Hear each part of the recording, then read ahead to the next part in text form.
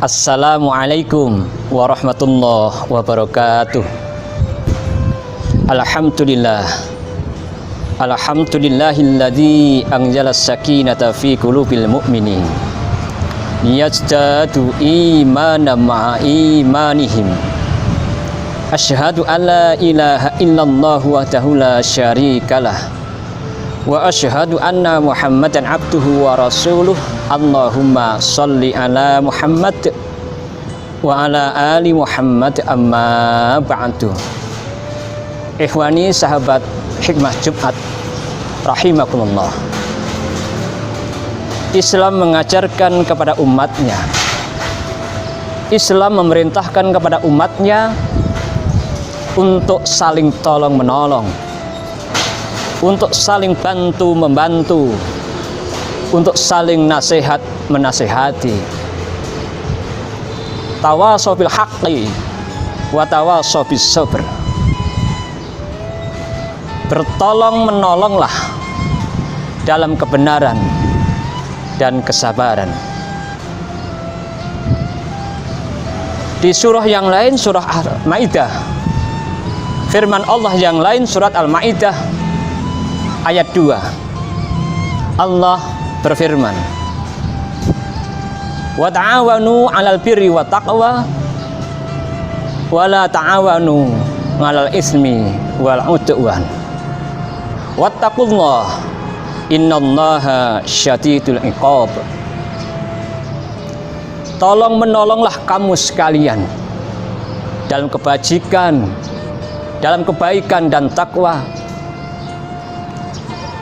tapi jangan tolong menolong dalam dosa dan percekcokan, pelanggaran.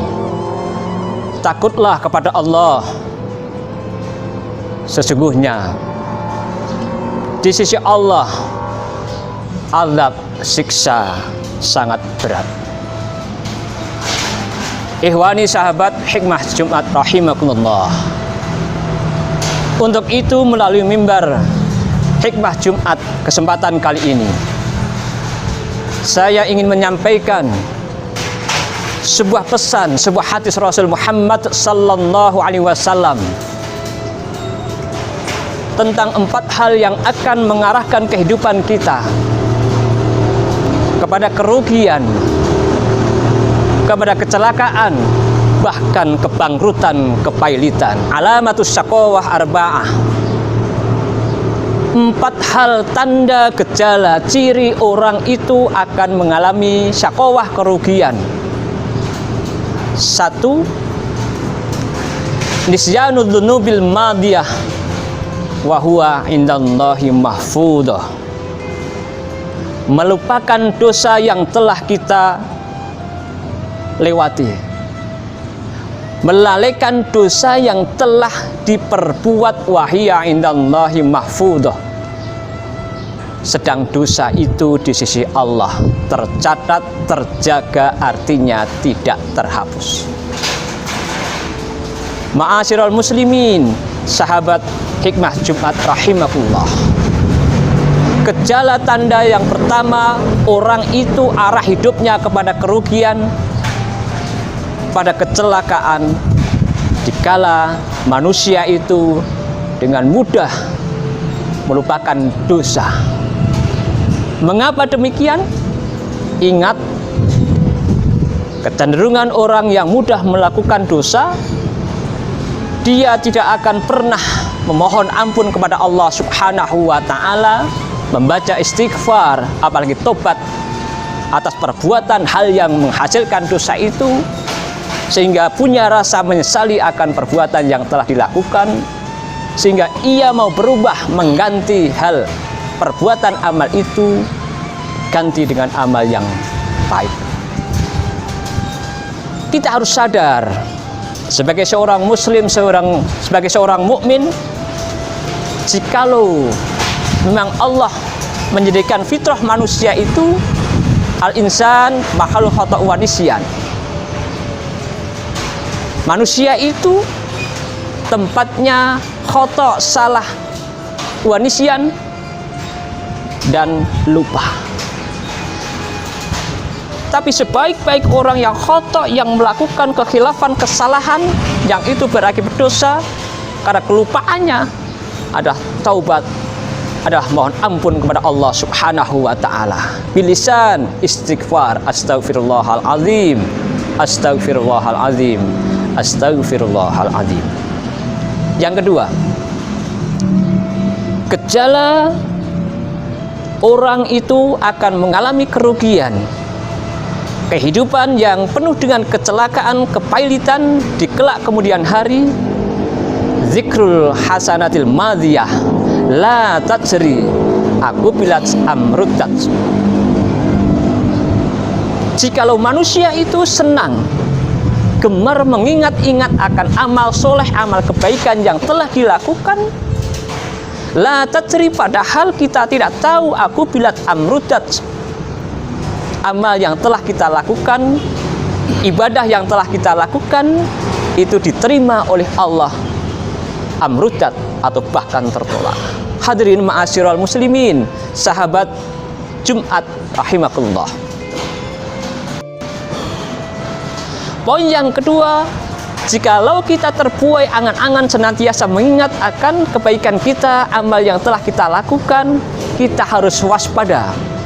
Ingat, disitulah kunci keikhlasan, fondasi kita beramal tergerus karena sering kita ingat, tergerus, rusak karena kita sering mengingat-ingatnya. Kecenderungan orang mengingat amal yang telah kita lakukan secara tidak sadar menumbuhkan tergerusnya rasa ikhlas amal yang dikala dia itu lakukan. Yang kedua, membuktikan bahwa amal yang telah kita lakukan itu terkontaminasi oleh sifat penyakit riya, pamer. Dengan semakin kita mengingat-ingat amal kita, maka di situ pintu terbuka lebar munculnya riya pada diri kita. Bahkan sum'ah, memperdengarkan kepada orang lain, itu juga akan muncul, akan timbul karena orang lain yang kita ceritai, yang kita kasih tahu menjadi mengerti.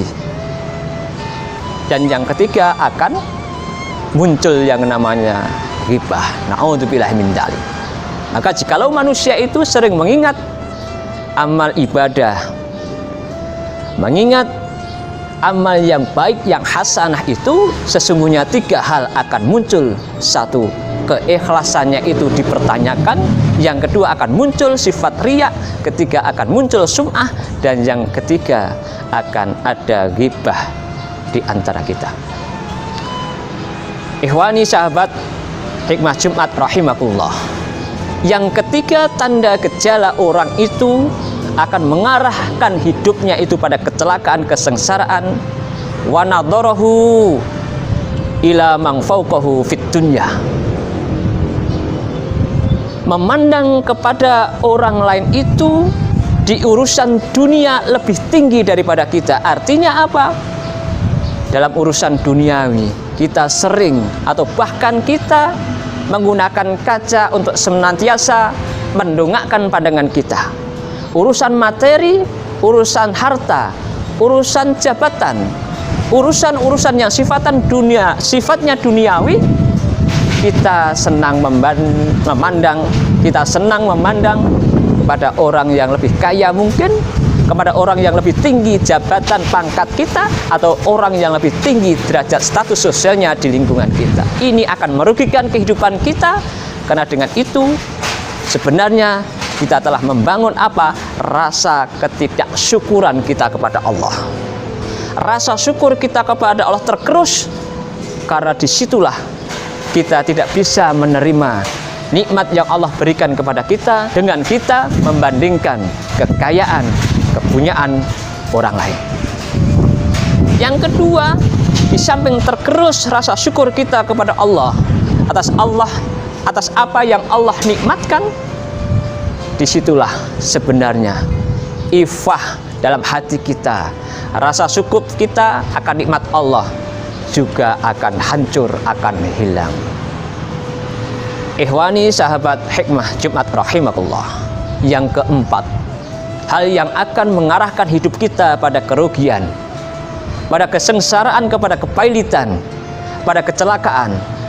Wa nadharahu ila mangtuna fiddin, memandang yang lebih rendah kepada orang lain hal agama ataupun kesolehannya. Suatu kerugian bagi kita seorang mukmin, seorang muslim, dikala hal ibadah, dikala hal iman, dikala hal takwa kita kepada Allah, kesolehan kita membandingkan dengan orang yang lebih buruk, orang yang lebih rendah, lemah imannya, orang yang lebih buruk akhlaknya. Karena dengan itulah kita merasa sudah menjadi seolah-olah orang yang soleh. Disitulah dengan perasaan kita memandang lebih baik diri kita tentang kesolehan kita, tentang kekuatan keimanan kita, kita merasa kita sudah cukup bekal hidup kita. Secara tidak sadar terbangunlah dalam jiwa, dalam hati nurani kita sifat kemalasan, malas untuk beribadah, malas untuk kita berakhlakul karimah. Ingat, Rasulullah Muhammad sallallahu alaihi wasallam pernah menyampaikan nasihatnya kepada kita umat Islam. Apa? Rasul itu akhsha ma khashitu min ummati kibarul batni wa mutawwamatun naum al-kasalu wa dhaful yakin. Salah satu yang dikhawatirkan Rasulullah adalah al-kasalu, dikala melihat umatnya itu bermalas-malasan dalam beribadah. Ikhwani, sahabat hikmah Jumat rahimakumullah, mudah-mudahan dengan sedikit apa yang saya sampaikan ini menjadi bahan perenungan khususnya bagi diri saya, dan mudah-mudahan bermanfaat kepada sahabat semuanya, agar kita bisa merenungi 4 hal tersebut. Jangan sampai kita tergolong kepada orang-orang yang rugi, orang-orang yang akan celaka tujuan hidup kita, sementara kita tahu doa yang kita panjatkan, Rabbana atina fid dunya hasanah wa fil akhirati hasanah wa qina adzabannar. Kebahagiaan dunia, bahagian akhirat, dan kita terhindar dari api neraka.